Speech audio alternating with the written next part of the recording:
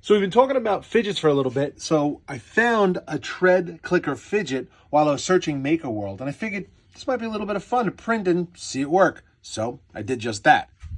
And here it is. Printed in fixed dries, tri-extrusion filament, also a little bit of iSandmate's silk PLA as well because I ran out, and a little bit of black. There it is in there. So let's get it off the build plate, put it together, and see if it works. Pretty cool. The support's off.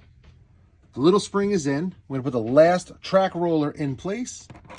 And then single-handedly, now I'm going to do it with two hands, put this onto here and assemble it. Tracks are installed. Now to put the cover plate on, make sure it's in the right orientation.